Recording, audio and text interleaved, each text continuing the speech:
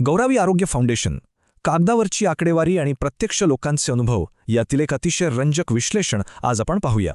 विचार करा, अकाली जन्मलेल्या जुळ्या मुलांसाठी अचानक 50 लाखांचं हॉस्पिटल बिल समोर आलं तर काय अवस्था होईल. याच संस्थेची सरकारी आकडेवारी आणि रुग्णांचे प्रत्यक्ष अनुभव पाहिले तर हा फरक खरंच थक्क करणार आहे.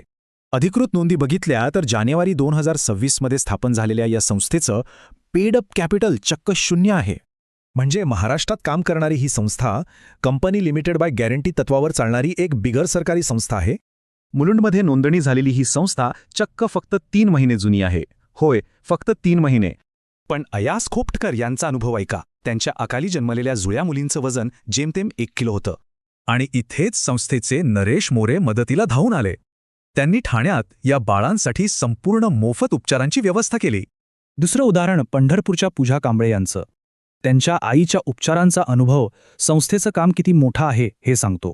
त्यांच्या आईवर सिद्धिविनायक हॉस्पिटलमध्ये एक मोठी बायपास सर्जरी झाली आणि ती ही 1ही रुपया न घेता अगदी मोफत. कागदावर कोणतीही मोठी ओळख नसताना यूट्यूबवरचे हे अनुभव त्यांच्या तत्पर वैद्यकीय मदतीची खरी ताकद दाखवून देतात. बाळू राजाराम यांच्यासारखे अनेक रुग्ण संस्थापकांना अक्षरशः देवदूत मानतात. त्यांनी अंधारातून प्रकाशात आणल्याची भावना लोक व्यक्त करतात. एक महत्त्वाची नोंद, हे संस्थापक एका राजकीय पक्षाच्या वैद्यकीय मदत कक्षासोबतही अधिकृतपणे जोडले गेलेले आहेत. तसंच दिल्लीत पर्यावरणासाठी काम करणाऱ्या गौरावी फाउंडेशन आणि ही मुंबईची संस्था या दोन्ही पूर्णपणे वेगळ्या आहेत. शेवटी प्रश्न उरतोच, शून्य भांडवल असलेल्या अशा प्रभावी संस्था भारतातील आरोग्यसेवेचं भविष्य खऱ्या अर्थाने बदलू शकतील का?